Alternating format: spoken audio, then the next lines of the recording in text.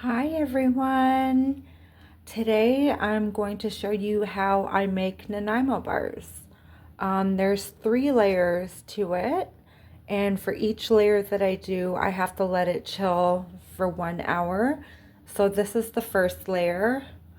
What you'll need is flaked coconut, butter, sugar, eggs, cocoa powder, vanilla, and the secret ingredient is Teddy Graham cookies, the honey one, instead of graham cracker crust. Pecans or walnuts, I'm going to use both. And I'm doubling the recipe. I'm making 2 batches. So in my saucepan, I've got 1 cup of softened butter. So just divide it in half if you want to do 1 batch.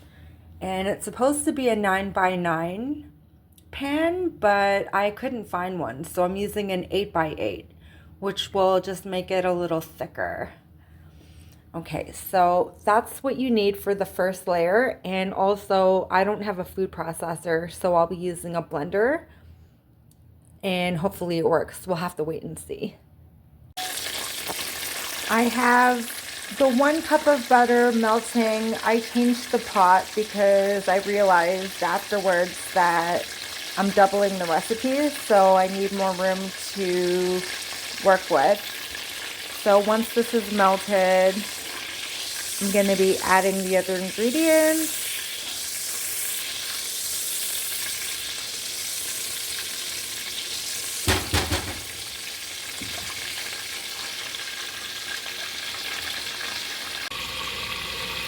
Okay, so my butter's all melted. I have to remove it from the heat. And now, for 1 batch, 1/4 cup of white sugar. I'm doubling it, so I'm using 1/2 cup of sugar. Add that to the pot.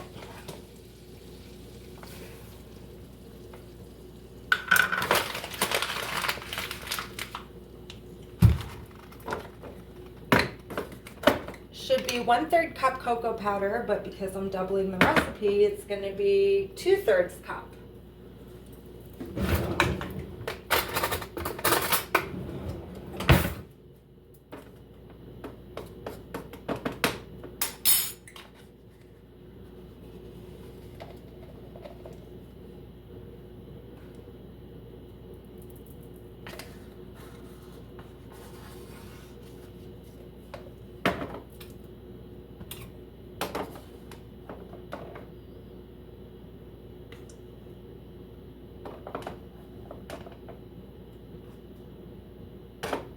Okay.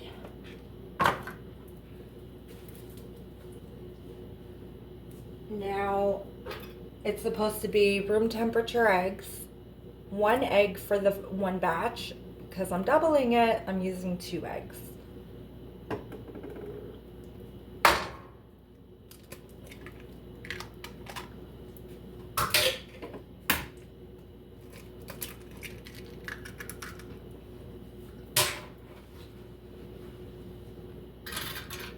And now I whisk this. I gradually whisk this.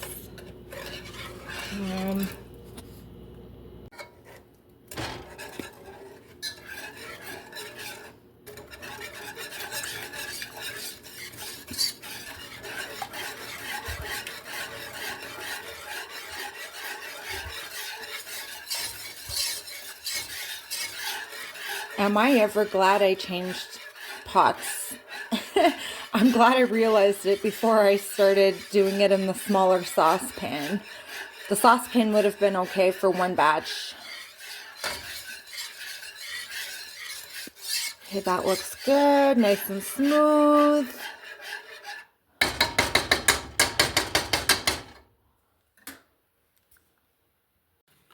Now I'm adding 2 teaspoons of vanilla extract. Just divide that in half if you're doing 1 batch.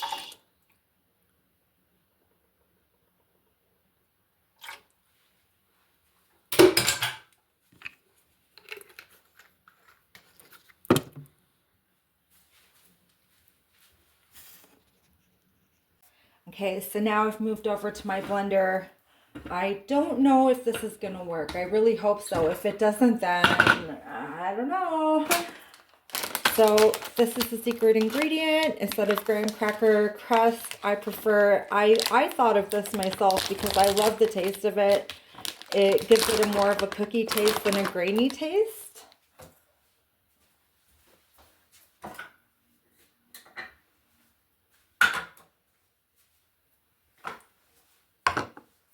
So I have to do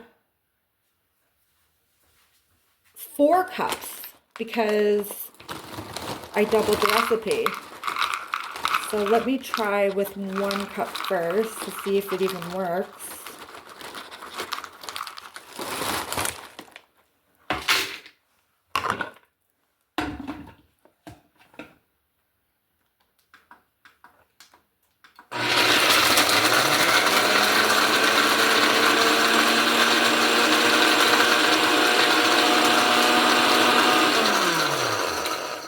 It worked like a charm.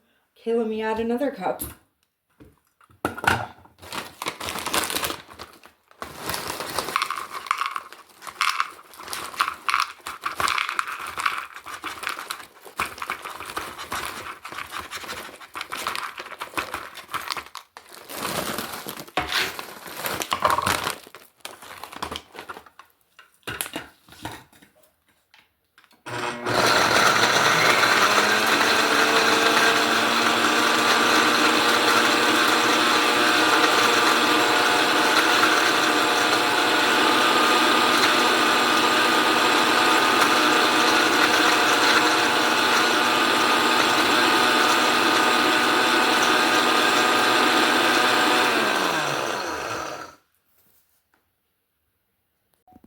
So to the chocolate mixture, I've added the graham cookies, which was 4 cups, 2 cups of shredded coconut.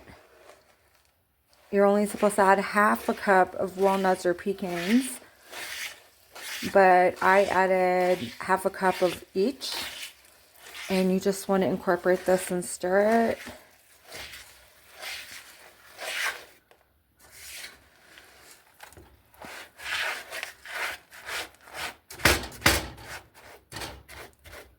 So I'll get back to the next step. Oh, I can see some of the cookies didn't break down. Oh well, someone's getting an extra chunk.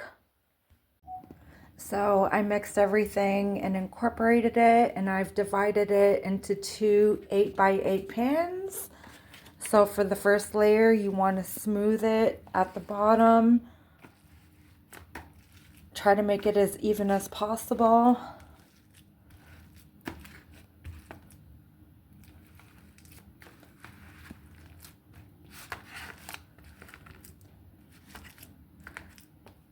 So I'll continue doing that and show you what it's supposed to look like afterwards. So as you can see, I've layered, well not layered, but smoothed the first layer to both of the pans. Now the next step is a waiting game. You put these in the fridge for at least an hour to set and firm up. And then the second filling, the middle filling, is going to be my favorite part. So you'll have to come back and see that. On to the next part, the buttercream filling. You're going to need some Bird's custard powder, softened butter, cream, vanilla, and icing sugar. And I'm going to be creaming everything together in a bowl with a hand mixer. To the bowl, I've added 8 tablespoons of soft butter. I doubled the recipe, keep in mind. So if you're doing one batch, just put 4 tablespoons of butter. I'm going to cream this together until it's nice and smooth with my hand mixer. All right, so in my bowl with the butter that I creamed, I have added 4 tablespoons of the custard powder, 1 teaspoon of vanilla, 4 cups of powdered sugar, and I'm starting off with 5 tablespoons of cream. You can use milk too. I'm going to use the hand mixer and give it a go and see if it's spreadable consistency. If it's still too thick, I'll add an additional tablespoon of table cream.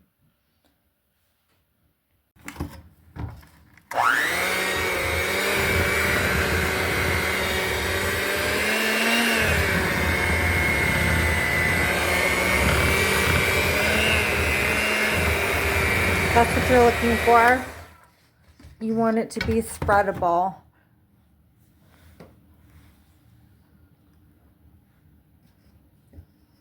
Yeah, like that. So the very bottom layer has firmed up very nicely. And the next step is take your buttercream filling and smooth it over the top. So it should look like this, the second layer. Now you want to put this back in the fridge for 1 hour, and then the final and last layer is next. On to the final step. Now I have to melt some chocolate chips, and I'm improvising for a double boiler. So I've got a pot of water. I'm gonna let it get to a boil, and I've got this bowl, metal bowl, that I've placed over the water, and that's how I'm gonna be melting my chocolate. So I just have to wait for the water to get hot before I add my ingredients. I've added 2 tablespoons of butter and 2 cups of chocolate chips. I keep repeating myself, but I've doubled the recipe because I'm making 2 batches. So if you're doing 1 batch, it would be 1 tablespoon of butter and 1 cup of chocolate chips. And I'm just waiting for everything to melt, and then I'll be waiting until it's smooth, and then I'm gonna spread it over the top layer. So I'll show you the next step. See, it's starting to melt.